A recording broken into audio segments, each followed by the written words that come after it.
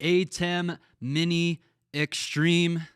It is all over. We had like a billion people post about this in our Facebook groups on Churchfront. It was great. And when I saw the image of this, pull it up Yep. on the screen there. When I saw the image of this for the first time, I thought it was a meme. Like I thought it was like, you know how Yeah. like you see like ridiculous like visualizations of things. Like that's what I thought this was. But no, it is not a meme. It is the ATEM Mini Extreme. It is the real deal.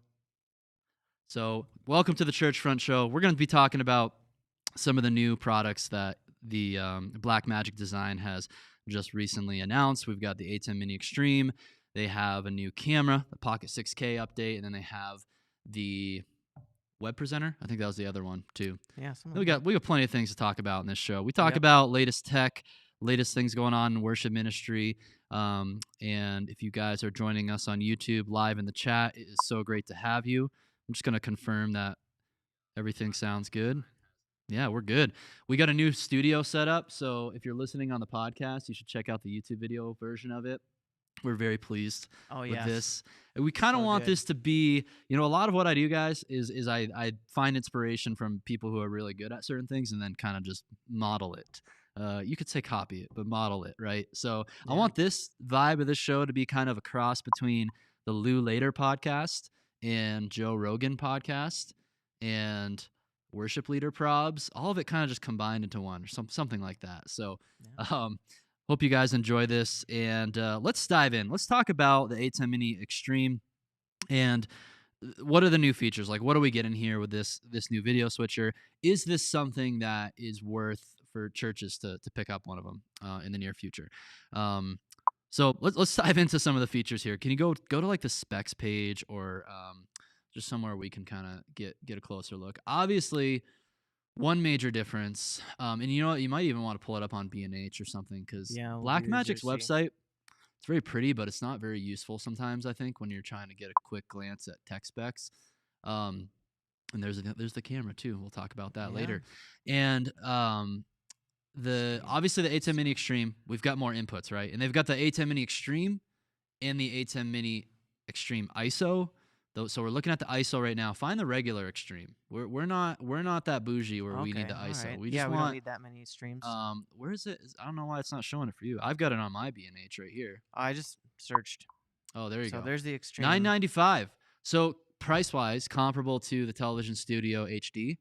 And what I hope they do, I hope they can just make a rack mountable version of this and put it in that like same form factor of Television Studio HD. That would be really great for a lot of people. You could get one of the control panels to go with it. But yeah, let's look at this. We've got the 8 inputs now, which is insane. This is one of the biggest things like I wasn't a huge fan of with the ATEM Mini Pro is only having 4 inputs. It did change the game though when Pro Presenter came out with streaming, and now you don't have to use inputs for graphics. It just happens in Pro Presenter. That's why I do think the ATEM Mini Pro is still a great option. It's actually still probably going to be my go-to option. My general thesis on this new Mini Extreme, you can agree or disagree. Anybody can agree or disagree. I think it's kind of overkill for a lot of church settings where most of us don't need that many inputs. And when you have a good entry-level setup like the Pro Presenter streaming combined with a Mini Pro, I think everything else that you have here, it's kind of not really super necessary for at least the needs of a Sunday service. But if your church was going to start producing more of like online shows, kind of like what we're doing here, I actually would be interested to have one of these for like this podcast if we wanted more camera angles, stuff like that. Yeah.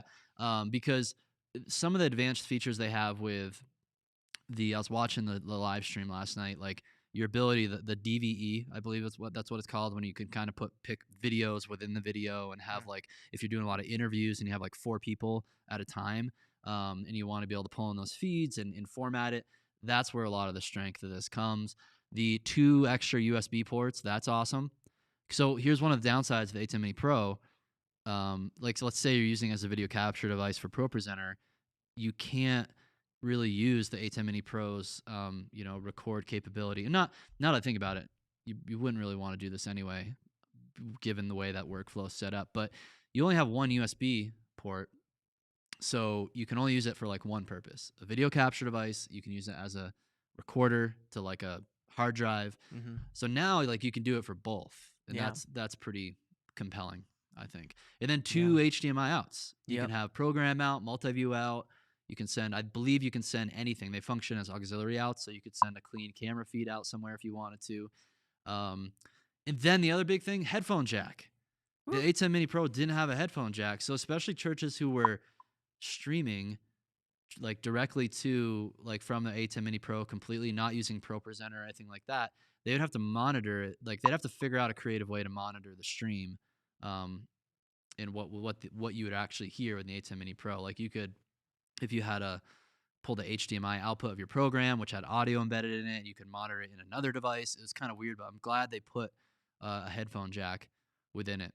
Yeah. I kind of wish they would just make an ATEM Mini Pro that still has 4 inputs, but has like the 2 HDMI outputs, a headphone jack. I'd be happy with that. Yeah. There's just 4 inputs still. Yeah.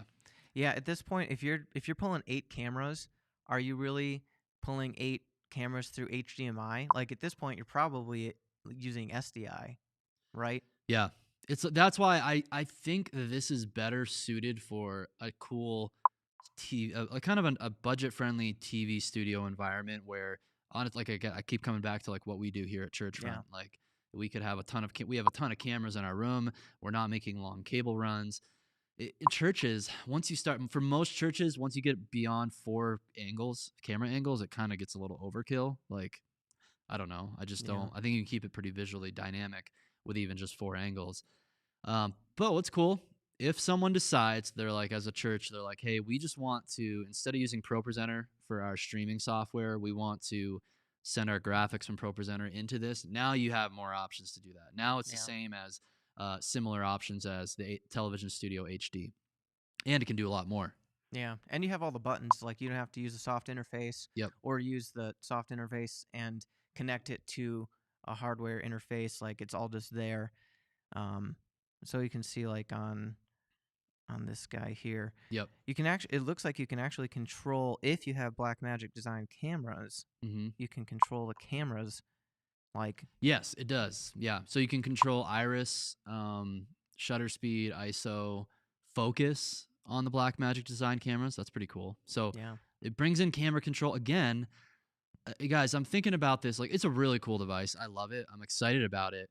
At the same time, I want to warn churches to be like, oh, ATEM Mini Extreme's out. I need to like sell my ATEM Mini Pro and buy this thing and like immediately. Like, just kind of hold your horses. Like it to me, I still prefer the workflow of using ProPresenter to generate my graphics and overlay graphics in there, and then using ProPresenter for my streaming encoder, especially if you're using Resi, to be able to automate that, to be able to send it to multiple destinations. Even if you don't use Resi, you could use,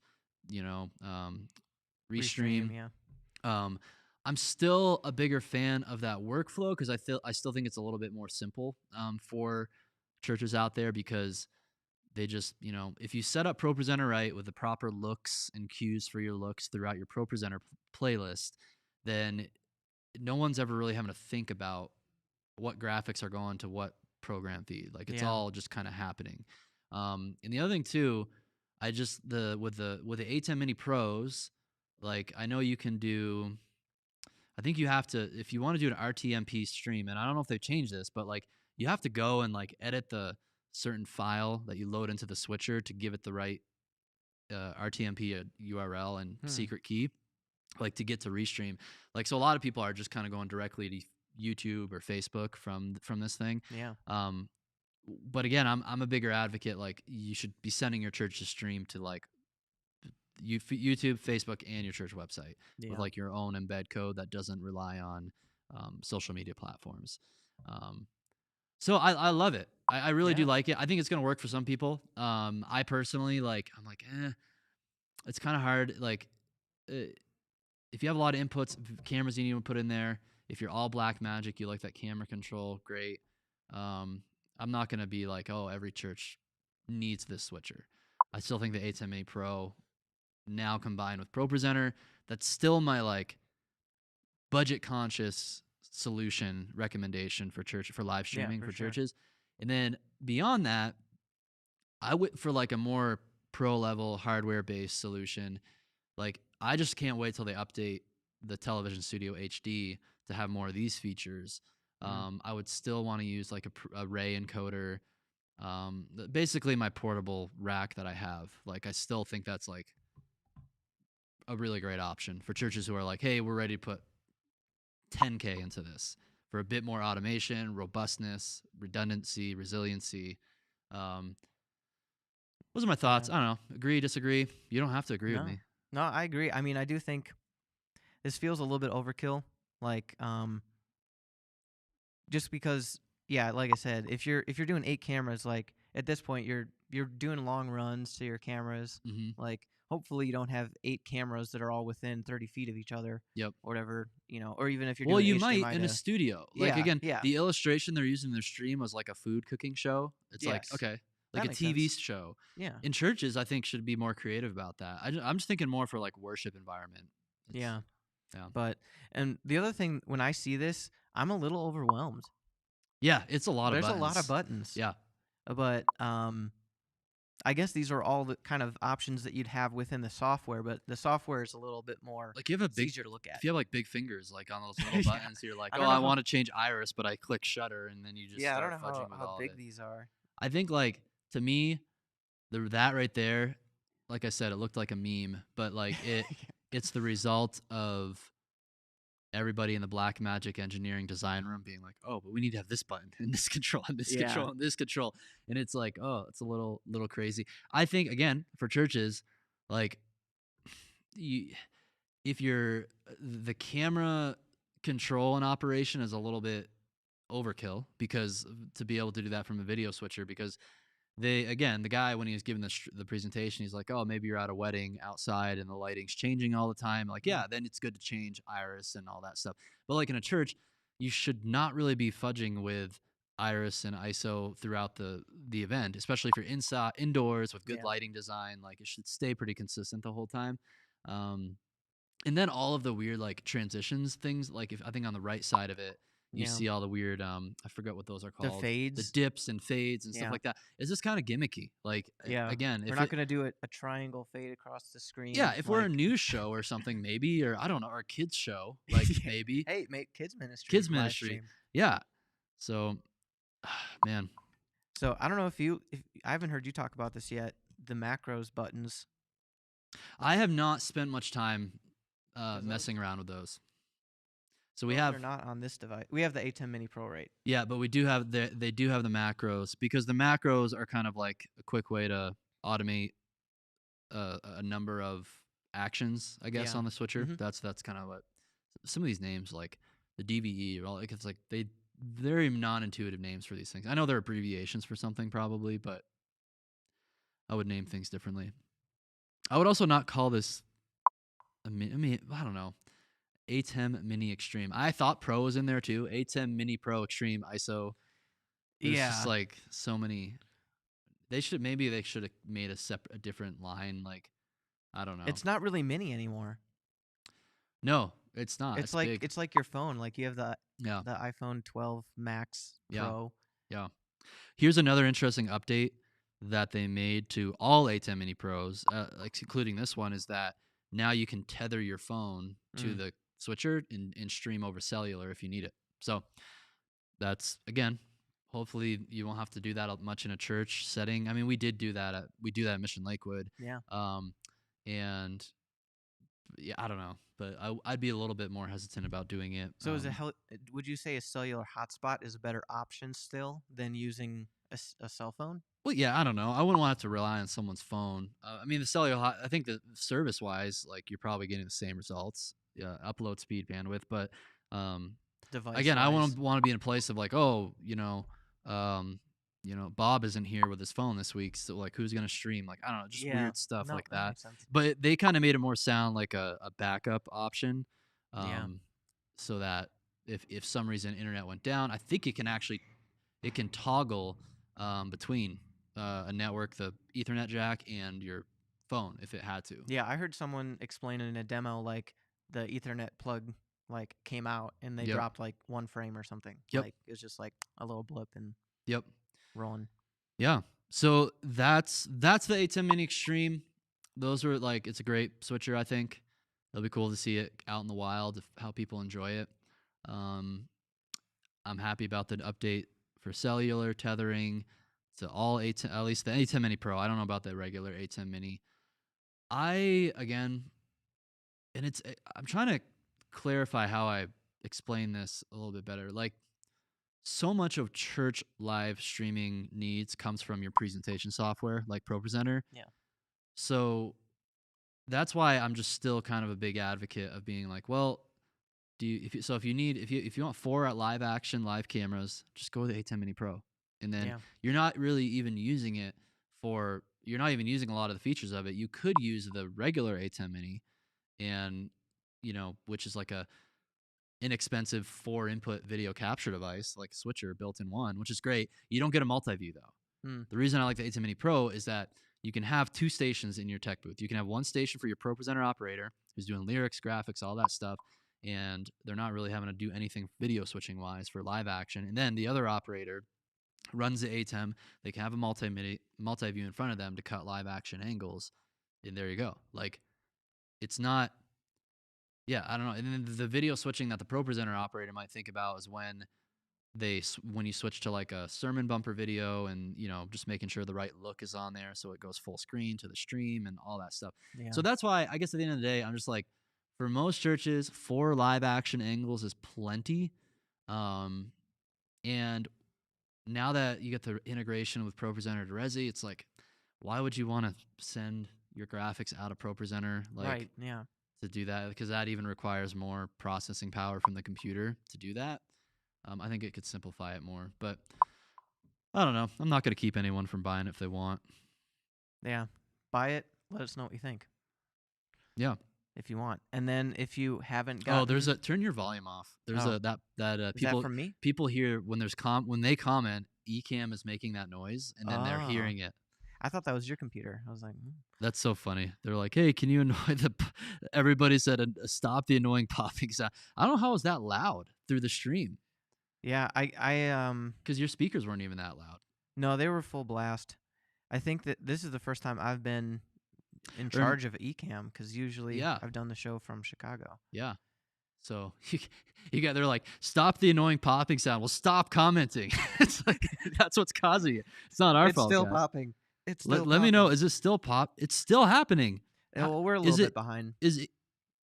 No, but they should know by now. Is Ecamm, go to the comments thing on Ecamm on the right side, little comment blurb. Yep. Why would it still be producing sound? Or go to the sound mixer on Ecamm. This is great. You guys get check out what we're doing here. Sound effects. There it is. Sorry, guys. Mute sound effects. Boom. Okay. Out. And then you might need to make sure it's like that for the other scene as well. Yeah, you're welcome, Sam. You guys are testing the popping noise. That's so funny. So and it was all the way up to to us guys. We just heard a slight little very slight pop, and that definitely didn't come through the mics. Yeah. Yeah. No, okay. I was like, wow, I don't know what he's doing over there. But... Sorry, we had that whole segment with pops. Hey, this is training grounds for you guys here. It's great. It's great. Okay, let's talk more about ATEM products. Let's go to the new Pocket 6K. Not update. there though. On B&H. Yeah, on B&H. Pocket 6K Pro. There we go. Boom. Okay, so the new things about this camera worth noting. Still a lot of the same things. Super 35mm sensor, and you've got EF mount. So it's great. I got one of these cameras. We use it as a great follow cam at Mission Lakewood, and oh look, you can have they get some so those are some of the same things, right? But then the newer features, you got a better LCD screen. I think it flips out. That's great. I cannot stand how those LCDs were just flat, and you always have to bend down or something. And then we've got what else? I think we got built-in ND filters now. That's a big plus. You didn't have that on the other one. And then you've got looks like the sensor also has better color science. So I think they took the Gen 5. same technology in their 12K camera and they're put into this camera. So that's cool. Yeah. HDMI out. I wish they did do like a SDI out on this camera. I mean, it's not a huge deal, but It's nice and that all the ports are on one side. yep, Like sometimes you get a camera and it's like there's ports like on like all sides of it. And it's like, yeah, where do I find the thing I want? yeah, and then the audio jacks, 2 XLRs. I think that's new. Are they mini XLR? They are mini XLR. Yeah, which you can get an adapter. It's not a huge deal. And a headphone and a microphone, little microphone jack and power supply. They got better. They got better batteries now too. I think they're using the Sony batteries. So that was the other thing is like I wouldn't. Blackmagic stuff's great, but I was never really inclined to use it for run and gun stuff because of just battery life. I was like, I don't like when we're doing tech tours and stuff. We need big batteries. That's why we have the Canon BP batteries. And so this camera, I think it's a much more compelling option, or just if you're thinking about cameras in this price range. Actually, not even. That's the thing about Blackmagic. It's like they'll put the same features as cameras that are twice as expensive, right? Yeah. But the C70 by Canon, I'm really kind of tempted to get that sometime soon because it would match well with our C300. This camera, though, I'm pretty sure that they still don't have autofocus. Or no, they do. So autofocus support. I don't know like how, but things like face tracking and stuff like that. I don't know how great it's going to be. 13 stops, dynamic range. That's good. I think my C300, even though it's like 3 times as much as this camera, 4 times as much, it's like 16 stops. Oh, wow. Yeah. But again, this is still great. I think this camera, guys, would be a great main follow cam broadcast cam. Like the one, think about how much, like if you have a tighter shot of your pastor worship leaders that kind of follows people around, it's used like 80% of the stream. Like get a nice camera for that. And then maybe for your other cameras, get like a pocket 4Ks or something like that. Yeah, they don't all have to be the same. What else? Was there anything else that was new huge? 6K Pro? Yeah, tilting screen. Yep. ND filters, XLR inputs. So the battery grip, that was new too. Color science. So I think this could be a good for churches. Could be kind of a good both run and gun and for live streaming. Could be a great camera. I really appreciate this design. Like even like the UI, I haven't used it a lot personally, but like going through menus, navigating that, like just the design of the camera body is like clean and easy to use. Like good job. Yep. Yeah, their UI, it's way better than Canon. Like just the menus and all that stuff. I really like it. So nice. Cool. And then the last Blackmagic was they have a new like web presenter encoder. I don't think this is gonna be, especially if you're using encoding from the ATEM Mini or from the Pro Presenter. It's the one that is this a new one? That's an old one. Go down.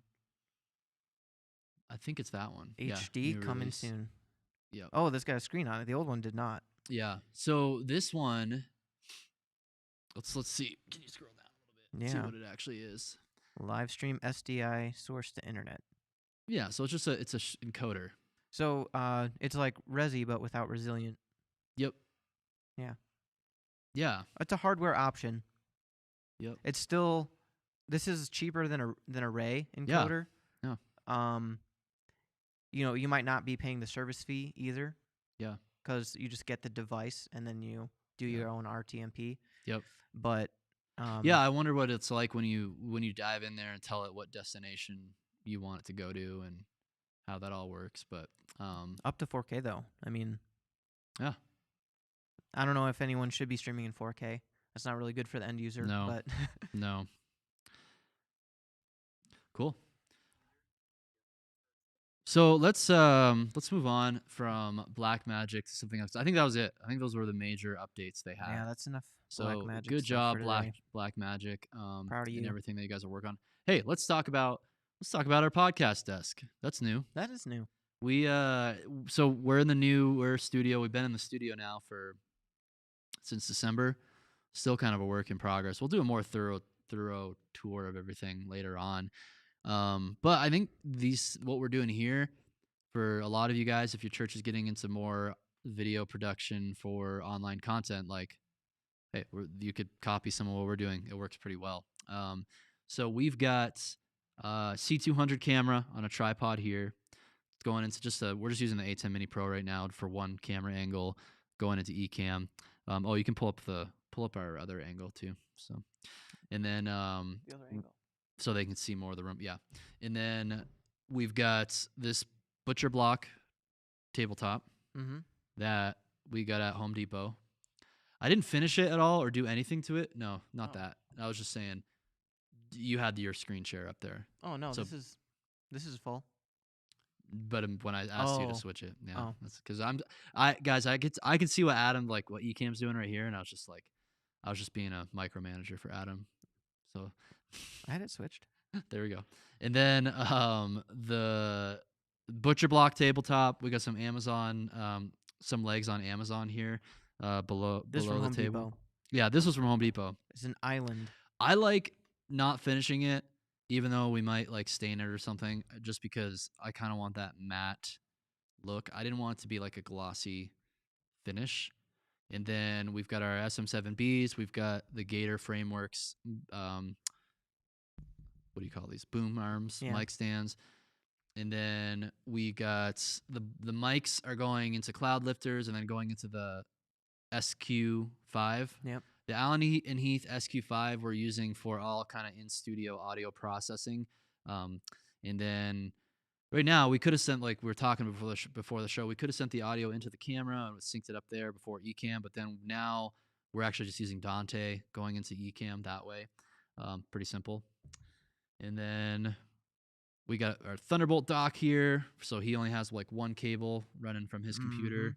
And then we have this. We painted this wall, so you're gonna see in some videos we recorded with Darvin some. It wasn't painted yet, and just like having a dark gray background is just much more flattering for our white guy skin tones. Basically, it just looks better when you do that. So, and then the falconized light right here. This is like this is like my most favorite part of the setup. It just kind of the overhead light look just looks so cool. So yeah, someone said you have to have that matte look, like MATT. I don't know if that's a Maddie and Pete reference. Maybe that's where we kind of got the style of this studio.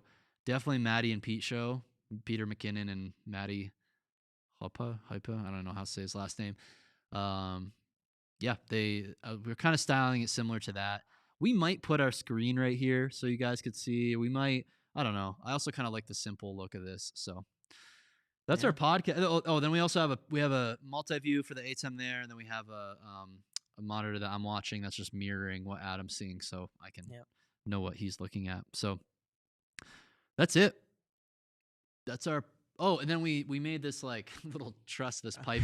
We had to hang this light right here, and we didn't really want to like attach it to the ceiling, so we just like made like we had two bigger lighting stands, and then we like used some black pipe from Home Depot as kind of a mini truss, basically. So hopefully this thing doesn't fall on us. I think it's solid. Yeah. And then we got some absorption panels behind us. And that's about it. So cool. Let's talk about anything else about this setup worth sharing? Because we can move on. No, yeah, I think that's it. So let's talk about some other new gear that's been coming out. There's just so much gear. It's like that's why we have this show, is we can help you guys kind of stay up to date with what's going on, and just so you know. You want to talk about the Sony? Yeah, that's this Sony. Next, look at the Sony. Is it FX3? FX3. This is a pretty cool little camera. Sony. Is it even on B&H yet? FX3. Maybe not. Let's see. It looks like there's just rumors of it. Yeah. Okay. So it's not like, it sounds like it's not fully released. I've seen it though. I've seen it like when I've been looking on just like news websites. Yeah, it's all on. Yeah, Sony. Okay, go to just Google. Oh yeah, you got a good. Just Google it, and there should be a good picture somewhere. I don't know on. I'm seeing on Engadget. Just Google Sony FX3, and then you'll see there, right there. Oh yeah. Yeah. So they're like, this is cool. Like, so they teased the camera, Yeah. So this will be an interesting C70 kind of rival camera, I think. It's just so hard. We have Canon stuff, and it's like I want Sony stuff too, but it's just when you're trying to match cameras and stuff for multicam, it's kind of a pain to have different makes and stuff. But 4K, 120, compact body, I'm a It's pretty fan. small. Yeah, could be another great broadcast cam too. Yeah, see how they're comparing it to the C70. Yeah. I'm not sure if there's anything. It's like, why would you get this versus the A7S III? Yeah, I don't know. It'll be interesting to see if it lacks the ND filters. It appears to have a flip-out display. Maybe it records different codecs and stuff for cinema. But that's a cool camera. Yeah. What else we got? So there's the Multitracks 1 service. Talk about that. Oh yeah, Multitracks 1. It's not what it's called. Oh, is it not? No, that's what I call it. Because I was gonna say I call it that because it's basically Google One and Apple One. But for better or worse, Multitracks is the Apple of the worship ministry world. Connected stage. The connected stage. So this is kind of cool. They have all these tools. They got playback. They've got the chart builder. They've got the rental program. They've got everything, right? So let's go. What I want you to do is I want you to go to let's pretend we're going to sign up and let's see how much it would cost if we wanted to sign up for this. Sign up? Yeah. So connected stage. Oh, that's annoying. Go to pricing. There's got to be there. I thought there was some sort of way you can build. Here. Go down. No, down. Right. No, right there. Help me choose. Help me choose. See pricing. Click the wrong link. Get started. Okay, now this is where you can. How many songs does your church play in a week? Let's say 5 songs. Yep. Yeah. That's about right. How many music directors do you have on your team? Let's say 2. How many people do you have on your team? Total? Or just on a Sunday? Let's say I think total for all your users. So would it be 20, 30? Yeah, let's say 20 to be safe, just for an average size, probably more like 15 actually, I think for most. We'll go 18. Oh. 118. 16.5. Join our band. You play once every 3 years. Yeah. On our rotation. Okay. So based on our recommendation, 2 licenses to Playback Premium, Playback Rentals 20 a month, Chart Builder 20 seats, Rehearsal Mix 20 seats, Cloud 500 gigs. Okay. View pricing. Let's see what it is. Whoa. Scroll down. That is 150 a month. Okay. Medium team. Yeah. So 150 a month. We're looking at. You get Cloud Pro. Close to what's 1,500 plus 1,600 a year? Yeah, something like that. Yeah. Oh, you don't have a calculator. We can do the math. That's easy math. Yeah. Right. I always go, what's 10 months, and then add 2 more months. Yeah, so there you go. So 150 a year. You're all in on the Multitracks ecosystem. Yep. So I love what they're doing. I love the guys there. They got, I know Christian Ponsford there, and the other guys who are working on those products. They're doing a great job. I love them. The biggest reason I have never been in a situation where I've personally gone all in, and it'll be interesting because here at South Fellowship, Aaron, he's gone quite a bit all in the Multitracks environment. Yeah. One of the things is it's kind of like a larger philosophical approach to just how I run the worship ministry with the different tools and stuff. So take Planning Center, right? So I really like Planning Center, and I like that to be my hub for all of my planning the services, communicating with band members, putting up practice resources, creating charts, having the MP3 files ready to go.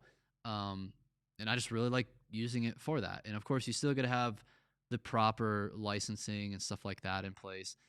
So I like that. And then also with my tracks, I like the ability to be able to use. The reason I still use Ableton in 2021 is number one, there's something about you still using a professional DAW that gives you the control. Playback's powerful. It's also easy to use, and you make compromises when you want to keep something easy to use. Yeah. There's just some things. And I'm gonna try Playback out myself more over the coming weeks when I'm with at South Fellowship. But already, Chipper especially, he's had a lot of time with Playback in college, and then he's used Ableton with me for the past year. He likes Ableton more just because of the flexibility, especially if you have Yeah. someone who's like a more professional musician, MD, who can run it. There's a lot of great things there for that flexibility, and just where you're sourcing backing track stems. Yeah, you So can get it from different places. the thing is, I think you can still technically upload your own stems to their cloud. Yep. You have to like kind of build it out and label everything properly and all that stuff. You can still do that, you know, and then yeah, I don't know. The other thing too, the reason I love Ableton, it's like cross-platform. Mm-hmm. You can also just like kind of build your custom songs in there. Even if you don't buy tracks, you can record your own tracks into there. So Yeah. I don't know. It's not like it's what is your personal preference with these things? I like the simplicity of what they offer with this product. And in $1,500-$1,600 a year, it's great. When you start doing the math of rentals, though, it might start to not make as much sense because people are like, oh, I just use the rental program. And you start adding it up. It's like, okay, how big's your song library at your church, right? Is it 50, 60, 100 songs? Like, yeah, if you're going to buy your own backing track stems for whatever resource you want, like the first year or two, it's going to be kind of pricey. You're going to spend a few $1,000s. But usually in good worship leader practice, you're not doing new songs every single week forever. Right. Yeah. Like, you have a library of songs, and like for my preference is like maybe one new song a month, which is like $30 a month, which is then how much a year? 450, like 400 something. yeah, like you're talking about maybe let's even be generous, 500 to 600 a year Christmas. allocated for tracks is a pretty decent amount to have. So yeah, but with this, when you go all in on Multitracks 1, you get Cloud Pro, playback rentals. They have different things: playback rentals, premium, and pro. yeah. But then rehearsal mix. I haven't used rehearsal mix, but I use Ableton. So like whenever I like that too about the customization. Like, okay, I'm gonna make this, and I want there's 8 guitar tracks, right? When you buy a song, it's like, okay, well, these 4 are unnecessary. These 2 can be combined, and then, well, I kind of want to play this, like Lion and the Lamb. Like, I don't play electric guitar 2. I play a mixture of electric guitar 2 and electric guitar 1, just because it's easier for me to lead. Yeah. Playing so different parts. you're saying you're like arranging it, you're splicing Yeah. clips and then putting them into one track or whatever. Yeah. Okay. Yeah. And then when I do my rehearsal mix, it's like, okay, like the second electric guitarist can play these parts. Yeah. Whereas if you use rehearsal mix, I don't think you could do that. So. Yeah, I mean, you're I assume you're pretty locked into like, you know, the arrangement of the master tracks you're getting, you know, and how they sound. Again, for most worship ministries out there, is that a big deal? Probably not. No. It really depends. Yeah, there's like a threshold. It's like, I think there's like, this is like more entry level. Like, we're just gonna play the songs like they are. Yeah. And you know, that's great. Yeah. If you're great for youth ministries. Yeah. Like, you know, here's such a simple solution for running tracks. Yeah. Yeah. And if you want a little bit more flexibility, like, you know, you can buy the Ableton tracks and mess with them on your own. And then there are guys like, I can't remember. We did a video with him, MD, out in California, I think, where he just like builds all the tracks themselves. Yeah. And like, yep. So then you're on another level. But yeah, it's totally on your unique situation, what you're doing. I'm just always a little like, man, being locked into particular ecosystems, like even Apple. I love Apple, but I can't stand Apple. Right. Yeah, that's most people. Yeah. And that's how I think I'd feel the same thing about this, is just like being kind of limited. The simplicity and the cleanness of it, sometimes that can be a little stifling. But I would definitely recommend that. Like, if someone's like, hey, I like, you know, music arranging, but like I don't really have time for it. Like, we want to play the songs the way they are. Yep. I think it's a great option. Yep. I mean, you're gonna save a ton of time. I think the playback app, one of the great strengths of it is better than Ableton is if you are a skip around songs like crazy on the fly person, like it could lend itself better than that. Like, again, I would kind of question your worship leading philosophy and how you like play songs. Like, you know, it's just like a song is written in a certain way because someone put a lot of thought into it, and it's like, oh, let's play it that way, and then maybe let's repeat some stuff at the end of it. You know, yeah, that's what I think. Yeah, I've that's what most people do. Yeah, you know, you get to the end and you either decide, hey, we're done, or Yep. let's go back into a certain section. And if you have a big enough band, then you don't have to worry about going off the tracks. Yep. Yep. But yeah, so like Ableton can do it too, but it's more work in Ableton to be able to prep your set, like to be ready for that type of thing. It's whatever you prefer there. It doesn't say it in here, but Multitracks also has the option to do the MIDI cues. So I don't know if that costs money. Oh, I thought Playback Pro does that. Maybe maybe that's the what one. it says, right? Experience the most powerful, blah blah blah. Oh yeah, MIDI Upgraded to send. Yeah, that's why there's Playback Premium and then Playback Pro. I guess you pay for both of them, or just it says add. You add it. Okay. So if you want to add so we would have to add it. So we're higher price. So 153. What were some of the other things to add? The solo practice. Interesting. Solo isolate. Huh. You could just do that with Ableton. That's the thing. It takes time. Like you have to put time in your schedule to bounce out things, but I guess with this, and that's the thing. It's like time's our most precious asset. So that's why I think the price is what they have for this is very reasonable. It's great. To me, it's not the price. It's like it's just kind of like the ecosystem of like, do I really prefer that ecosystem versus like one that is a bit more custom suited to my preference as a worship leader, music director, tech guy, etc. Right? Yeah. You can't do Dante or audio networking with your iPad and stuff like that. So I imagine later this year they're definitely going to, because of the new Apple Silicon, they're going to be able to move playback to Mac. That'll be cool. And then I think being able to use Dante would be great. I can't stand using audio interfaces anymore. Yeah. Even as much as I can't stand Dante sometimes, I'd rather deal with the headaches of it than audio interfaces. Yeah, though the track rig is pretty cool. I remember the Loop Community track rig. I remember like touring with bands, and we always had like these like different interfaces that we were trying to use. Yep. And I kept thinking, why isn't someone just made an interface with only outputs? Yep. Now though, I would actually recommend someone if you want something like that, get the Behringer XR 18, and you actually I think for a similar price you have an actual full-on mixer. Yeah. And then it can function. It's not just great for being a little portable. Yeah. So it's only $550. What's the track rig cost? Track rig is, I guess Warriors. Let's see. Yeah. 500. Yeah. So it's like, it's kind of hard because, they get the USB stuff. It's like great, but like for $50 more, like you can also just get a full on same amount of outputs, right? The XR has 8 outputs, I believe, and you can route them, out of there. And are you talking about the 18 or the 12? 18. Yeah, the one right there. The 551. You've got all of those outputs on there. Yeah, 16. Oh, sorry, no. 7, 8. Yeah, there's 8 outputs, and then there's actually those are inputs. Yeah, and then you have all these inputs. Like it's just a little bit bigger. I think it can still be rack mounted. Yeah. Yeah, it's really tempting. So that's Multitracks 1. Sorry, I keep calling it that. It's something else, but functionally it's We've got I'm just looking at some comments here. We've got Walker talking about, to clarify playback, you can edit the song sections any way you want. Easy to move around sections. Yes, we understand that, Walker. Like a whole verse, chorus, moving it around, like you can do that. Just the customization we were talking about more was let's say you have 2 electric guitar stems and you want to be able to merge those together or edit it not just by song section, but actually by maybe a couple bars of a song, right? Yeah. Like that's the customization we're talking about.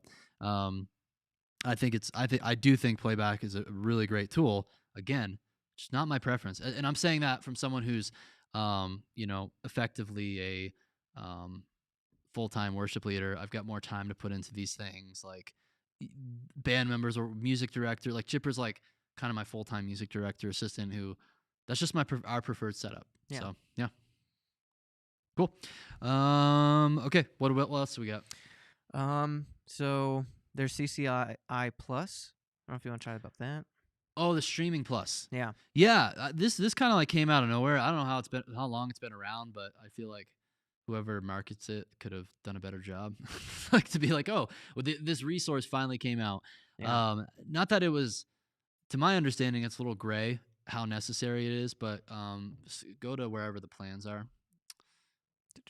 I just scroll down. Yeah, right there. Oh yeah. So streaming plus license, in the streaming license. So CCLI used to have the streaming license. They still do. It's a basic streaming license for live performance of songs. Like when your band is playing a song that's someone else's copyrighted material, Chris Tomlin's song, they make sure good old Chris gets his royalty check every month and everybody's happy, right? And then, but there was a problem when we all needed to go stream. Everybody needed to stream, and you need to start streaming backing tracks because, it's just like if you want to have a full nice sound, use backing tracks. But technically, streaming backing tracks was not covered like by the streaming license, the regular one. Yeah. So then, March of 2020 hit, and then fortunately, Multitracks Loop Community negotiated. Hey, what do we do for all of our clients talking to their publishers, partners, and stuff? What do we do? Because they're legally not able to do this, and they did a gratis license, gratis. I think it should be gratis if it's Latin. Yeah. But so that, and I think this was still on Multitracks terms of service. Last I checked a couple days ago, where they're like, yeah, don't worry about it. You can stream your backing tracks and you're fine. But then the CCLI did come out with a new streaming plus license that includes all of this. So if you just want to make sure you really have everything covered, licensing in place, check this out. Scroll down to pricing. It really depends on the size of your church. So change the size. So it's $100, $210 a year for a 100-person church. Go to like a 500-person church. $367. Yeah. So a year. This is a year, not a month, just a year. Like it's a pretty reasonable amount to really take care of most of what you're doing streaming content online. That's really the majority of it. Like, and it covers everything. Even if you're playing a master recording of like the latest Hillsong album to your stream, it covers that. So long the song has to be in CCLI's library. Don't go streaming Taylor Swift or Drake or Justin Bieber. So, I think you're going to run into problems. So where do we find what's in here? You have to go to their website? I go to the to find what their library is. Yeah. Song Select. I mean, that's my quick. If it's in Song Select, I think you can just browse Song Select for free if you need to just see what's in their library. Yeah. But that's how you double check there. Yep. And I think you cover all this in the live streaming course. Yeah. Oh, plug from our sponsors, the Beginner's Guide to Live Streaming for Churches. That's what I've been working on all week, is starting to make lessons for it. It's our completely updated version for 2021. And we're talking about specifically ATEM paired with ProPresenter for all of your streaming needs at your church. I really think it's like the best how to get going with professional live streaming setup at your church. Gonna do a lot about mixing with your in a mix bus on your mixer to make it sound good, because it's like we prefer mixing in a DAW, and we have a course for that. But like for some churches, just mixing in a mix bus on your X32, it's amazing how good you can actually get it to sound. Still not as good as mixing in a DAW. Yeah. Still not as good. Like, and I've tried everything I can with my X32 to make it sound as good. Still not as good. Yeah. But it's good. It's good. Like, it can be great, actually. Yeah. With training. It's harder. It's also, I think, harder to maintain. Yeah. Like, the person running the console needs to know how to get all the gain staging and processing right for in the room, and then how to make the proper tweaks on their mix bus for the stream versus the room. Like, it's definitely a lot more nuance. I think mixing in a DAW is still more user friendly if you can get it up and running. So you're gonna be mixing for us here at South Fellowship. Yeah, I'm gonna do a little Ableton mix. Yeah, see how it goes. Yeah. So back to where we were about the streaming course. Click the link below in the description of this video. You'll see the Enroll in Churchfront courses. Go check it out. We got a couple courses available.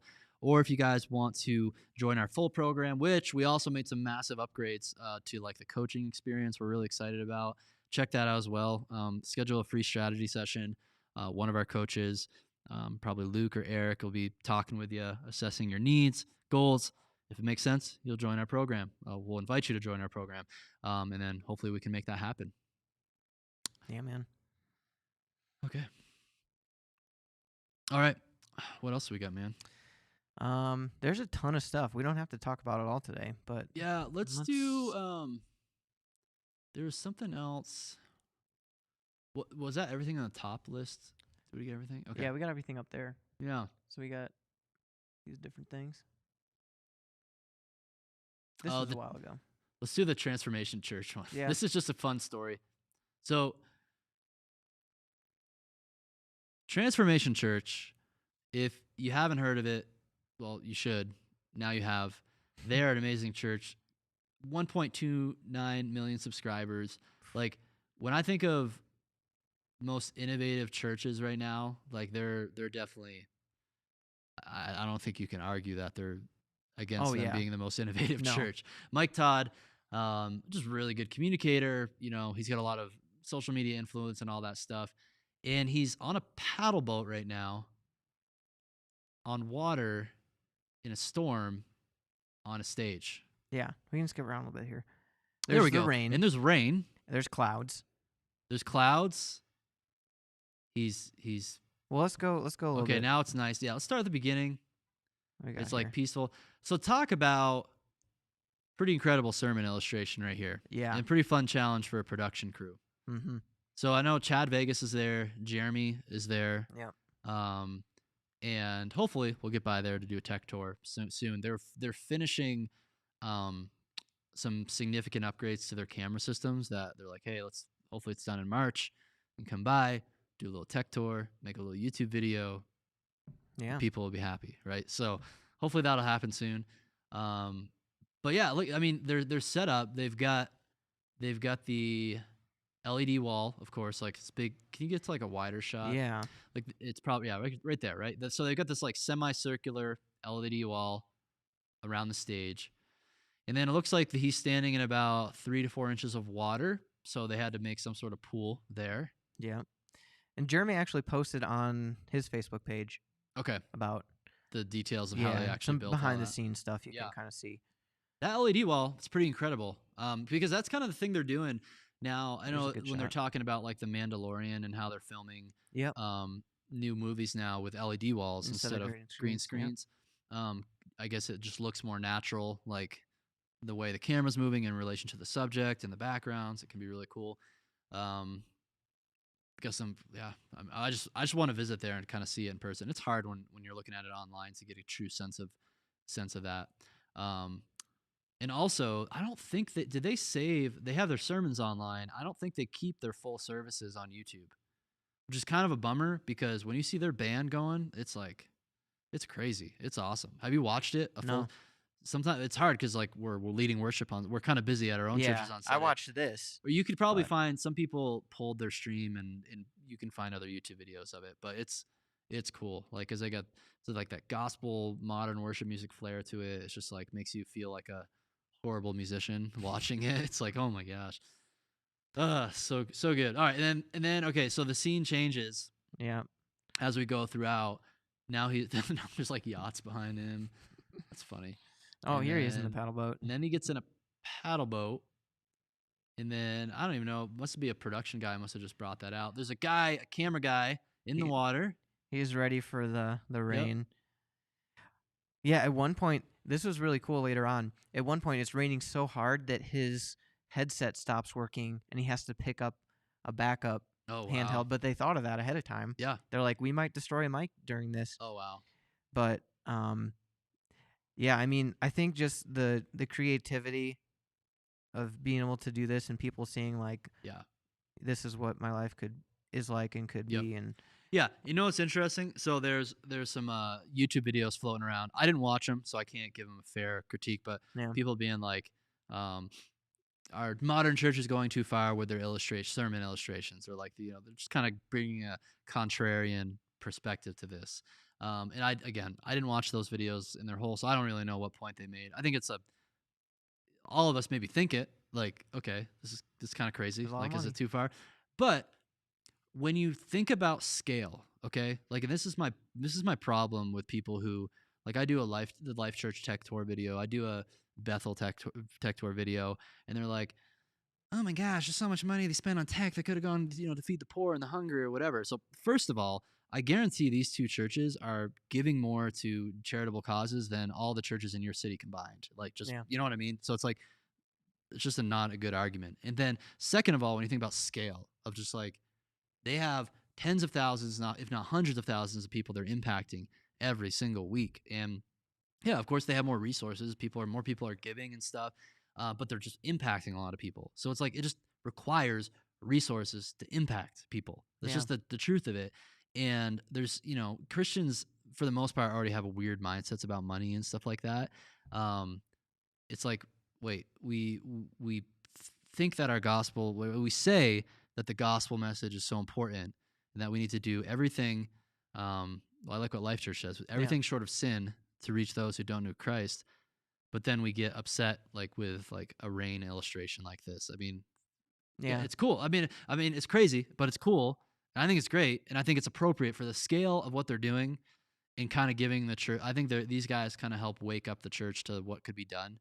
I All think, of them do. yeah. Yeah. Yeah, I think of another example where it's like, oh, this crazy thing happened and the story was used to impact people. Like this big illustration of like people lowering this guy through the ceiling. Have Mm. you heard about that Yeah. Yeah. in the Bible? Yep. Yeah. Exactly right. all those great illustrations. Yeah. Just crazy. Well, actual that was an illustration. Like, That was a real a real story. yeah, Yeah. a real thing that happened. Like Yeah. we hear so much about, we learn so much through parables, through stories. Yeah. Like there's pretty. Do you think the extreme stories. congregation's ever going to forget that message? Oh no, yeah, I know, right? It's going to just be like, impactful. it's crazy. They're going to be like, they're going to have the last couple weeks like I did, where they're going through these storms, Yeah. and they're going to be like, I remember this, and I Yeah. remember what he said Yeah. about what God can do in these things. So. Yeah. Yeah, I didn't listen to the whole message, so I don't. I mean, look at the title. Are you experiencing a storm, right? And then think of the value of can you put a monetary value on someone who'd watch that and then they're in a storm, maybe they're on the brink of suicide or something really bad. Yeah. But this changed their heart and their perspective. Are you still going to complain that this message went too far? I don't think so. No. Yeah. So. Yeah, I love this. The deep is not for devastation; is for preparation. Like. Yeah. Yeah, check it out. It's a long sermon, but it's really cool. Worth watching. All right, man. Well, how long have we been going on for? It is 10:40. 56 minutes ago, something like that. Yeah. Well, guys, I think we covered enough for this week of the Churchfront Show. Like I said, check out the links in the description. Check out Worship Ministry School. We'd love to chat with you, have one of our coaches hop on a call with you, assess your goals, help you move things forward in your ministry. Check out our other courses. We got the Beginner's Guide to Church Sound, live streaming, and then we've got broadcast mix mastery and advanced live streaming. So it kind of hits a lot of the sound live streaming courses. Man, if more people would just even take the Beginner's Guide to Church Sound and learn like this is gain, this is EQ, Yeah. this is compression. The biggest, the biggest challenge, like the biggest issues I feel like with church tech have such simple solutions. Yeah. And we go so long without the proper fundamentals explained how they work, and then you could have a nice console. And I'm speaking from experience here. You like very recent experience. You could have the best of the best gear at your church, but if you don't have the fundamentals right of processing, mixing audio, it's gonna make the live in the room experience suffer. It's gonna make the live stream suffer, and you're gonna think, oh, I need a better console. That's it. No, it's like you need to know how to use the tool. So that's why we have these courses. Yeah, I think I've used this example before. I got hired. Churchfront had someone call and say, "Hey, we want to have you come out and look at our console and our mix, and it's just not working. Like it sounds terrible. They're using a Waves LV1. They have all the best plugins, and they just like didn't get their gain structure right. Literally, step one was not correct, and it messed up the whole. Yep. They're the best mixing console they could. No, it's the Waves LV1 doesn't work. Right. It's not the right board.